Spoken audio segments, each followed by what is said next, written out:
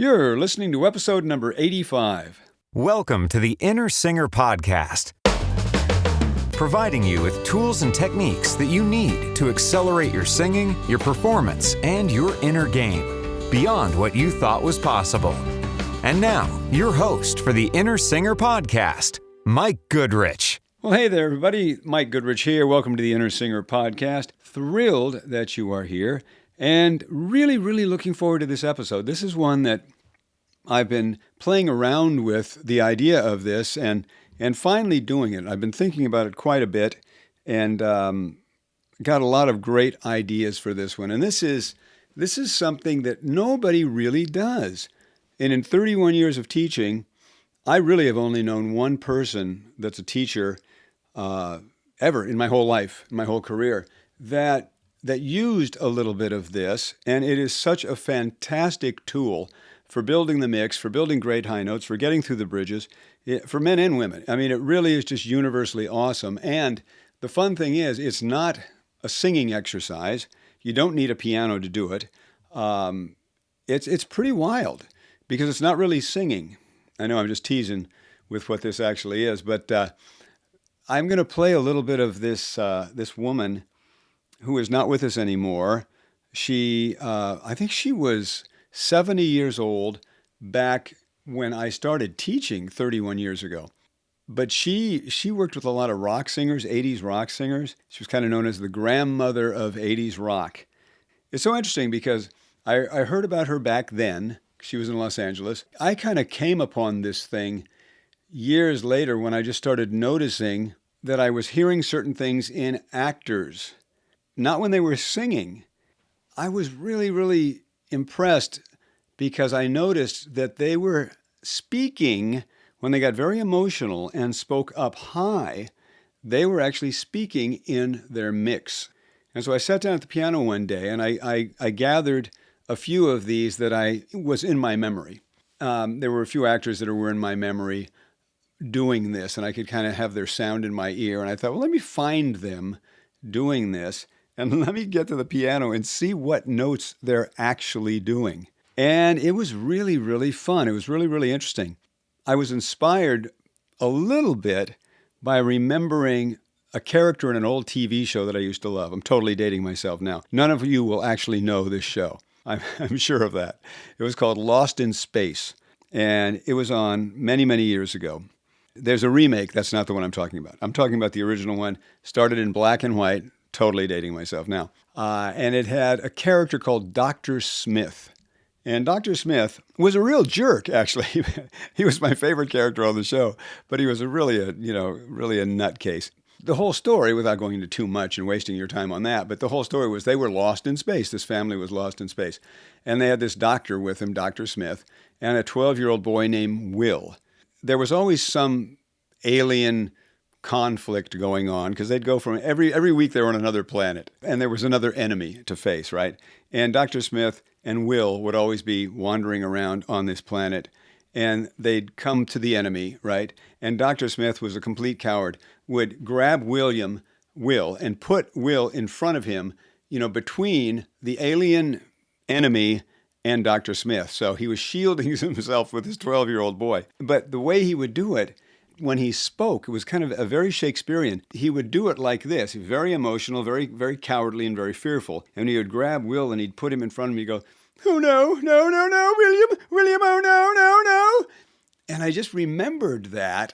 And I thought, years later, obviously when I was a voice teacher, and I thought, I got to go back and hear that because Dr. Smith was totally in his mix. And then I started thinking of all the other actors that I've heard over the years. And so I compiled a few. And during the course of this podcast, you are going to learn how to do what I'm talking about. I'm going to show you how to do it. And it's going to be really cool because I'm going to give you some takeaways and some things that you can run with. I'm going to give you some examples. I'm going to demonstrate some things. I'm going to have actors. I'm going to play them doing it. And I'm going to play a little bit of this gal. I'm going to tell you who she is. Not yet. And I'm going to play a little bit of her making some of these sounds when she's like 70 years old. There's a tape I bought of hers years and years ago, and you can't even get it anymore, but I somehow found it on the internet. And so there's also a couple of her students and some things that she does that I'm going to play. That's going to be kind of a fun kind of a thing too. But you're going to leave this episode kind of knowing how to play around with this. You know, if there's enough interest, I'm really thinking about creating a whole little mini course around this because, like I say, nobody really does this. And I also discovered this when I was doing voiceovers years ago. Whenever I was doing voiceovers and doing an excited character, like a young character, I found my voice would be going up and up and up and up. If I was doing like a character and I said something like, oh, I have to go to the store. And let's say I was saying it to somebody in the voiceover. Let's say the script was that I was saying it to somebody who was like totally ignoring me. And I started with, I have to go to the store. They're kind of completely ignoring me. And so the next one is up a little bit more energetic. I have to go to the store. You know, you notice how that was pitched a little bit higher, right?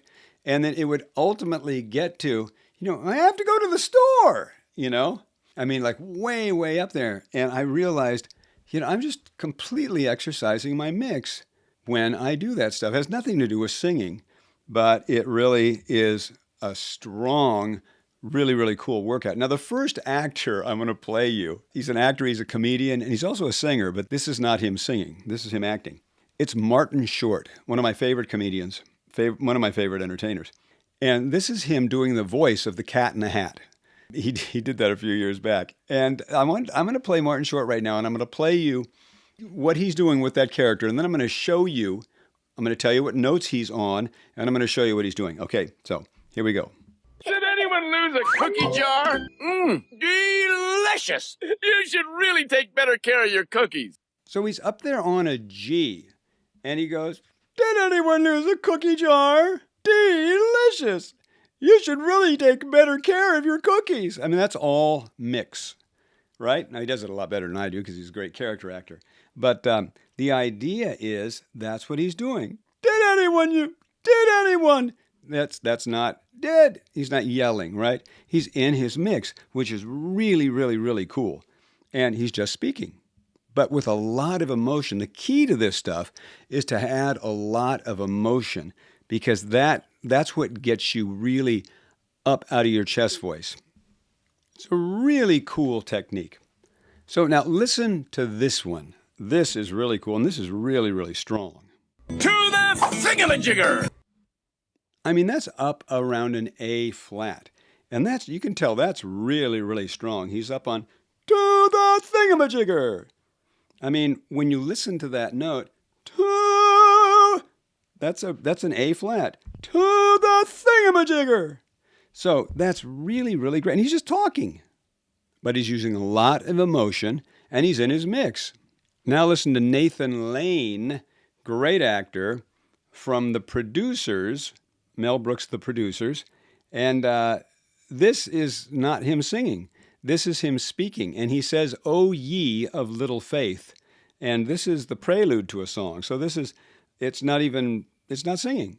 It's just him talking. But listen to the way he does this. It's amazing. Oh, ye of little faith! Because it's emotional, it almost sounds like singing. Because he's saying, "Oh, ye of little faith," but he's doing it so emotionally, it almost has vibrato, even though he's speaking. He's going with a lot of emotion, you know, just like Dr. Smith, no, right? He's going, "Oh, ye of little faith," you know, and it's just talking. Although that's a high note that he's popping out and that I just popped out in my mix. Here's another one from Nathan Lane where he just says, "We can do it." And again, it's not singing, he's talking. We can do it! So again, that's he's not singing. He's up again, probably about, I'm not near my piano, but I know it's high. It's up at least around an A flat. So he's at, "We can do it," you know? And it's fun because you start really realizing, wow, you know, these great actors, when they're speaking emotionally, they're not yelling like some amateur yelling at a football game. These guys they know what they're doing. They're in their mix and they're doing this. I've worked with a lot of voiceover people too, a lot of voiceover artists. The same thing is true. So all roads lead to Rome. There are a lot of ways to work out this mix and work out these high notes. And I'm showing you one that is very rarely talked about. This should be gold to you. This is really, really, really cool. Now the third one is Rex Harrison from My Fair Lady. He's a talk singer, Rex Harrison. Wasn't really a singer, but a fantastic actor with a great acting voice who was up in his mix all the time. Now, even though you'll hear music in the background, he's not singing anywhere near the notes that are written. I mean, he's not even close. He's just improvising. And he's talking. It's recitative, basically, over the music. There's no melody. He's creating the melody as he goes along, but it's not singing. It's talking. And he's about to say, women are irrational. That's all there is to that. Now listen how he does this. But women are irrational. That's all there is to that. See, it's not even close to what the melody would be in the song. The melody's not written anywhere near that high. He's coming in on an A natural. There's a little prelude. I think he says the word, but women. So he goes, but women are irrational. So he's up on an A natural, just talking. He's not screaming, but he's in his mix. So I really want to emphasize that. I'm going to show you a couple of things. I'm going to do some fun things right now that'll kind of get you the idea of what I mean. Imagine you were saying the words, let me go. But let's make it let me go, let me go, let me go, let me go. You could do it just by starting out a little bit low, getting a little bit more emotional, a little more excited, a little higher, a little higher, a little higher, a little higher. Or you could do it in the context of kind of a scale. I'll show you what I mean. You could either do something like this, very emotionally, and kind of as if you're talking to somebody in the distance, right? And you're saying, let me go. And then you put more emotion in it. Let me go. A little more. Let me go. A little more. Let me go. A little more. Let me go.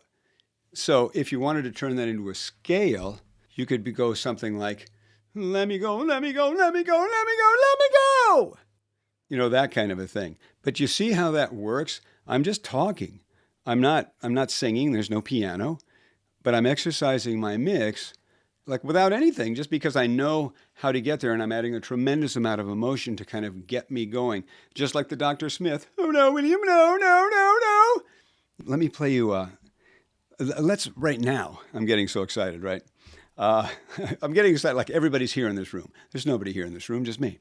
But I want to play you this gal. Let me tell you what her name was. Her name was Elizabeth Sabine. She was the grandmother, like I say, the grandmother of rock, because she was like 70 years old, and she was working with Axl Rose of Guns N' Roses and just like a ton of these really, really cool 80s rock singers, because she was able to do exactly what I have talked about for years when I've said that if a man's up in the second bridge and the third bridge, that's like the woman's first bridge and second bridge. They're the same notes, and they're basically the same sound. So if you're thinking about somebody like Steve Perry from Journey and Barbra Streisand, they're kind of singing in the same keys with the same kind of a sound. They're using that real cry that when Streisand's like, oh, the luckiest people in the world, you know, when she's doing that thing, and Perry's going like something like, don't stop believing. He's doing the same thing. I mean, they're doing the exact same thing on the same notes. So I want to play you a couple of sound bites of Sabine at 70, kind of showing this. And she did an interview, and there was a gal that she worked with that did a little something. I'm going to play that as well. Okay, first of all, I'm going to play a little Sabine. Oh, no! And this was her just sitting like doing an interview with somebody, just kind of tossing that out.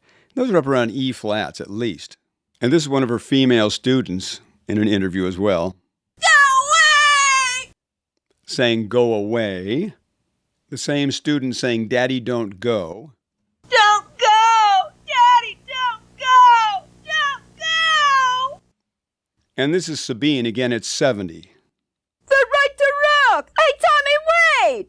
So the key to these things is adding a lot of emotion and adding a lot of cry and treating it like you're really, really, really sad. And you kind of get on the verge of this cry, like when she was saying, daddy, don't go, or I say, let me go, or anything that you want to say.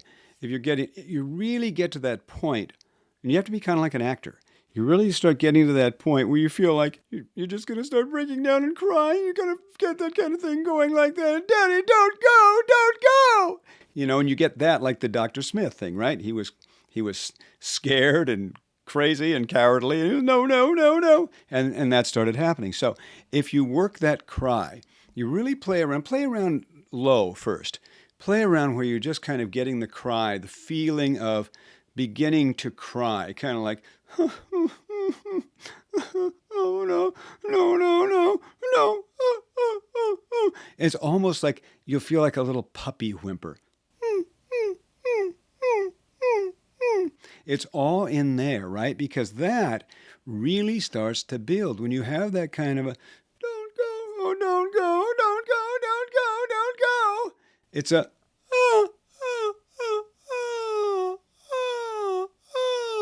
even if that was only as loud as you could do it, you're still activating something in the chord structure that really is the foundation of being able to do this strong. So, for example, if I do it softly, but I activate the same cry, and I kind of get into that little, let me go, let me go, let me go, let me go, let me go. That's not loud, but I've got that, let me go, let me go, let me go. That kind of an idea. So you can play around with that, and when you get the cry going, it's a very relaxed cry. I mean, you're hanging on, obviously this is a supported sound. She really, really, really emphasized the tightening the abdominal muscles. And the reason I don't emphasize that is not because it doesn't happen. It's because it's more of an effect.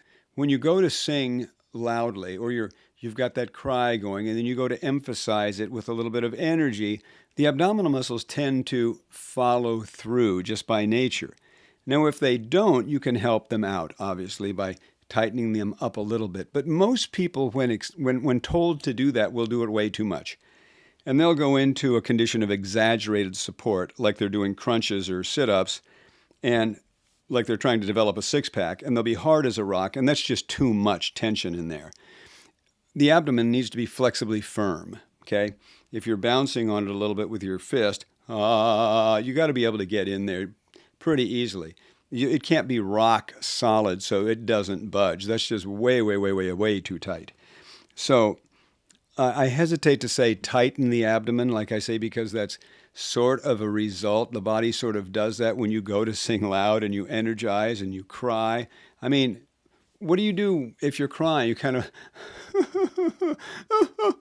or like when you're laughing. If you put your hand on your belly when you're laughing, you'll feel it bouncing, right? There's activity down there. The same thing if you're doing a little bit of a cry.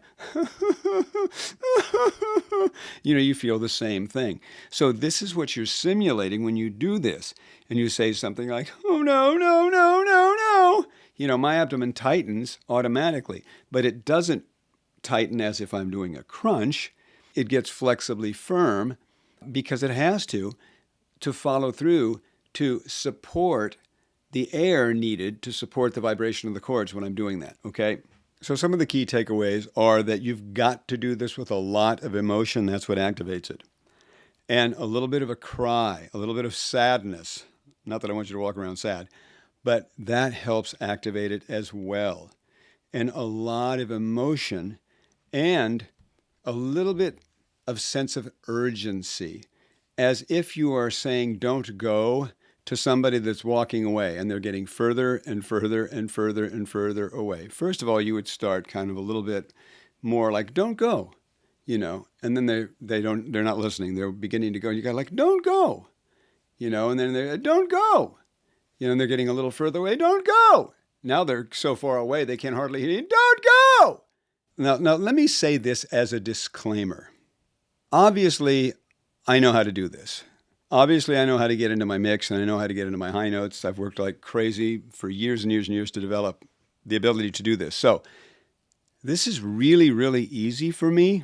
And I don't want to confuse anybody by trying to convince you that it should be really easy for you. Now, it may be really easy for you, but I have to be in complete transparency. I honestly don't know if this would have totally worked for me if I didn't already have some grasp of being able to do this and getting into my mix. Now, I can say with relative certainty that this does work for people, and many, many, many, many of them that do not have my experience or my expertise at being able to do this. I don't know if this would have worked for me when I was in my 20s. I really don't know. Before I could get into my mix and my high notes, I'm not sure if this would have gotten me into my mix and my high notes. It very well may have. I have seen things like this really, really, really work for people that ordinarily cannot get into their high notes, and this works for them. I'm really not trying to pass this off as a magic bullet that's going to work for everybody straight across the board. I would never say that. I don't think anything is like that. But give it a try and play with it a little bit, because these principles, as you heard, are really, really solid. And it can help trick you, for lack of a better word, into the mix. And that's all we're trying to do. Whenever I work with somebody privately, if they haven't developed a strong mix, or they only pull too much chest voice up, and they don't have a good release up into their high notes, then I have to work with them in certain ways to get them there. And I have a pedagogy that will do that. I mean, a proven system that does that. This is part of that toolkit that I'm really, really playing with and developing, because the more I use it, the more I see it work. I used it in 2 lessons just today with 2 sisters, great singers. And by adding more of this component as I'm perfecting it, their voices soared so strong and like never before. By adding this real sad cry and this energy and sense of urgency into something that they were already doing pretty well. If this was my only tool, if this was the only tool in my tool bag, I don't think I could really make a teaching career out of it. But as something that's added to all the other stuff that we do, this can be total gold. Now, I only say that disclaimer because I don't want you to think that this is an end-all, be-all.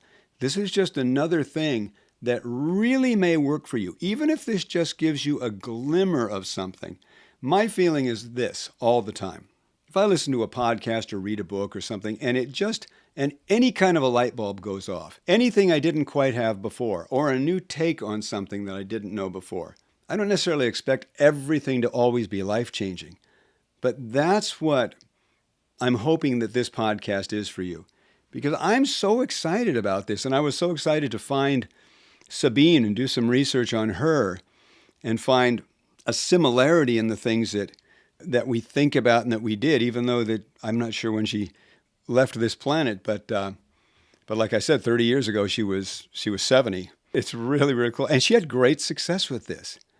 I mean, she had really great success with helping male rock singers. And I saw a recording of a lesson of her teaching, helping a guy who was pretty much banging chest away, and she got him into this cry situation like this to get up there, and boom, and all of a sudden, he was getting more release in the high notes. He was still kind of yelling down below, but I have a sense that she would have started really helping him with that too, because the cry that you get into at the top through the bridge and into the mix and into the high notes influences everything else on the way down, and that's what you work with. Because you want those high notes, once you get into them, to influence the way you sing the low notes, because you don't want to sing 2 different ways, like you have 2 different voices. Everything is influenced by the top.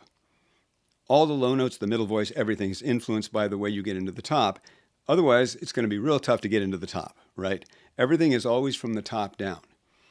If I do like, no, no, no, no, no, no, no, no, I don't go, no, no, no, no, no, no, no, no, just because I can, because that is not going to go back up.